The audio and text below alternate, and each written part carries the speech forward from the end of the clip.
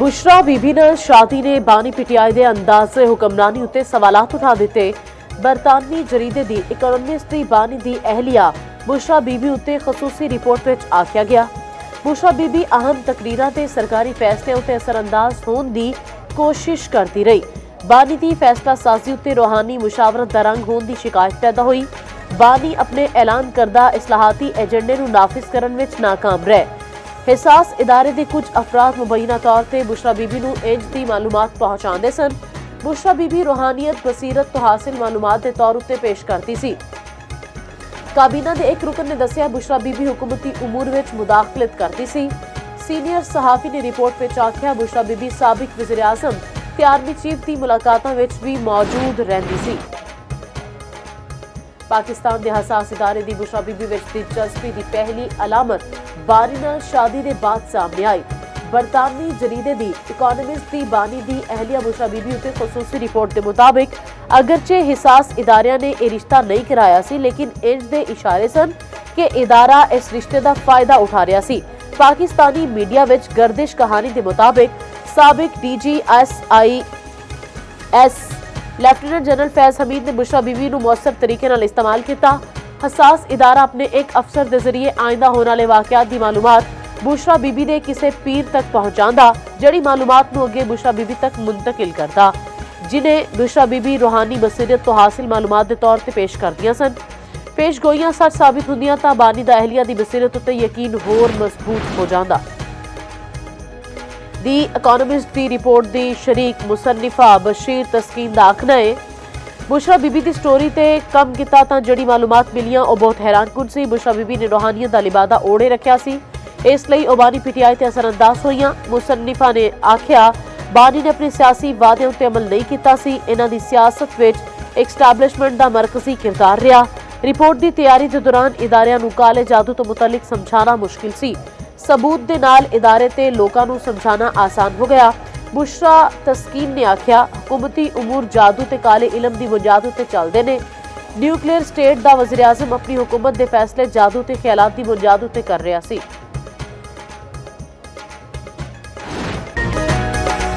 रूहानियत का लबादा ओढ़ी अहलिया साबिक वज़ीर आज़म ते असरअंदाज हुंदी सी। दी इकोनॉमिस्ट की रिपोर्ट विच बानी की हकीकत खुल के सामने आ गई। वज़ीर इत्तलात अताउल्लाह तारड़ दा आखना है बुशरा बीबी हुकूमती फैसलों उत्ते असरअंदाज हुंदी सी। बानी पीटीआई फैसले एक्सपर्ट नाल नहीं बुशरा बीबी तो पुछ के करदे सी।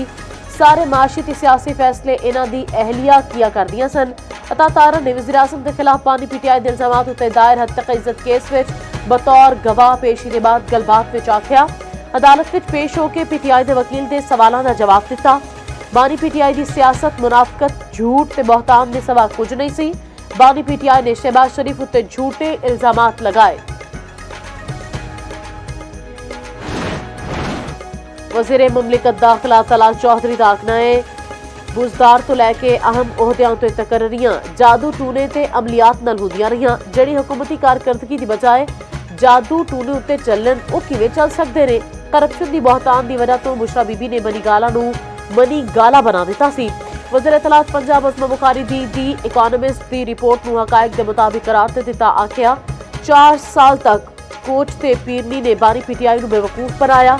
रिपोर्ट ने जाली पीरखाने ते रूहानियत विच छुपी शैतानियत तो पर्दा चा किया।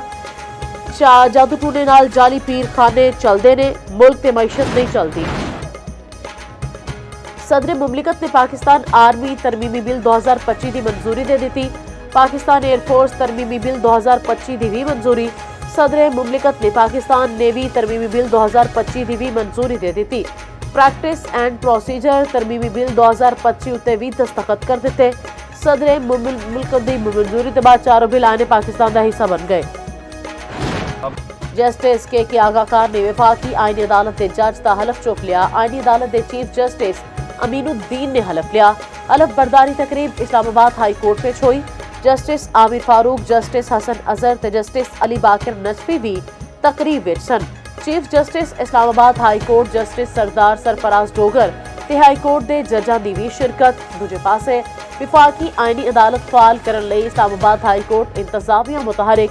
जराये के मुताबिक इस्लामाबाद हाई कोर्ट के 3rd फ्लोर ते 4 अदालतां तैयारी के मराहल विच। विफाकी आईनी अदालत दी 2 अदालतां सैकेंड फ्लोर ते कायम होणगीਆਂ। एडवोकेट जनरल ऑफिस ते अटारनी जनरल ऑफिस भी खाली करवा दिता गया। पंजाब बार कौंसल ने आईनी तरमीम ते आईनी अदालत के कयाम नूं खुश आइन करार दे दिता। एलामी विच आखिया आईनी अदालत का कयाम दरीना कानूनी तकाजे ते जमहूरी जरूरत सी। विसाखे जमहूरीयत विच भी दस्तूरी अदालत का मुतालबा शामिल सन, ਜਿਹੜੀ जमहूरीयत ते आईनी अहमियत वाजे करते हैं।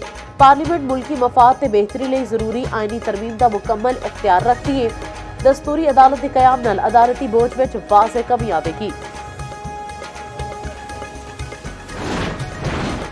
स्पीकर पंजाब असैम्बली मलिक अहमद खान का आखना है जजां दे इस्तीफियां दा सिलसिला रुकेगा नहीं।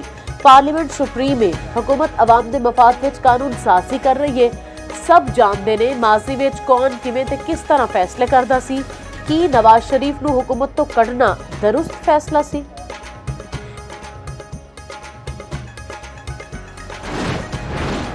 उर्दन दे शाह अब्दुल्ला दोएम अज 2 रोज़ा दौरे ते पाकिस्तान अपड़नगे।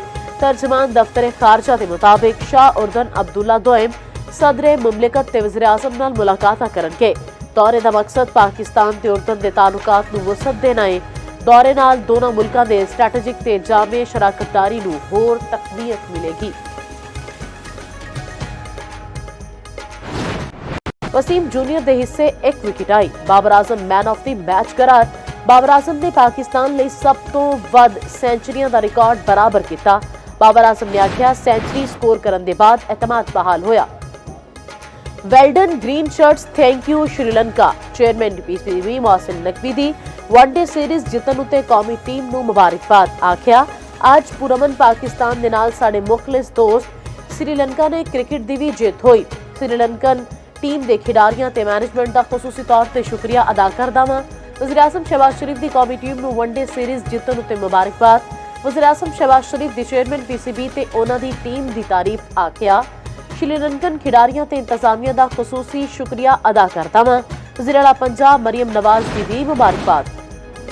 नायब वज़ीर आज़म इसहाक डार दी ओमान दे वज़ीर खारजा नाल टेलीफोनिक गलबात। नायब वज़ीर आज़म ने ओमान दे कौमी दिहाड़े उत्ते सैयद बाबर बिन हमाद बिन हमूद नूं मुबारकबाद दित्ती।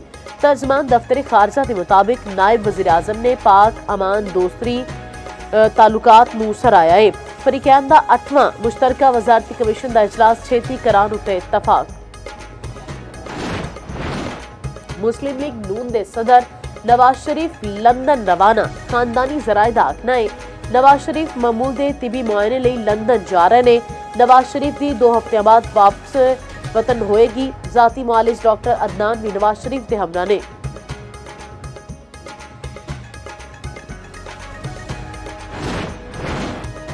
DG ISPR lieutenant general Ahmed Sharif Chaudhry दी कॉलेज ते स्कूल विच तलबा तालिबात दे नाल खसूसी नशस्त। दाखिली सूरत हाल ते मुल्की दिफा दी अहमियत उत्ते नौजवानां नाल अहम गलबात। तलबा ते असातिज़ा दा पाक फौज नूं जबरदस्त खराज तहसीन। आख्या पाक फौज कौमी सालमियत के तहफ़ुज़ दे नाल अवाम दी हिफाजत भी करदी है। इस पाक फौज दे आं ते पाक फौज साडी है। मारका हक विच पाक अफवाज दे किरदार ने नौजवान विच पाकिस्तान दी नाकाबिले तस्हीर दिफा दा अज़म दोहराया।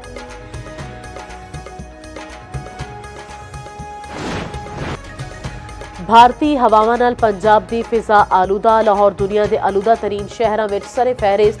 सुबह सवेरे AQI 533 रिकॉर्ड। भारतीय दारुल हुकूमत दिल्ली का 2जा नंबर। कसूर पंजाब विच फिजाई आलूदगी विच पहले नंबर उत्ते आ। एयर क्वालिटी इंडेक्स 733 नूं छू गया। फैसलाबाद 571, गुजरांवाला 570 ते शेखुपुरा विच AQI 449 रिकॉर्ड।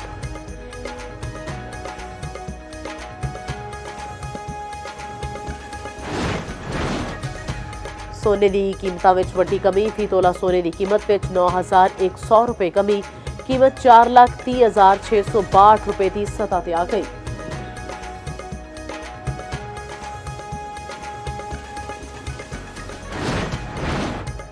अमरीकी सदर डोनाल्ड ट्रंप की सऊदी वलीअहद मुहम्मद बिन सलमान नाल आइंदा हफ्ते मुलाकात की तस्दीक। एयरफोर्स 1 तैयारे विच मीडिया नाल गलबात करदे होए आख्या सऊदी वलीअहद नाल मुलाकात सिर्फ मुलाकात नहीं बल्कि इस तो वध किया।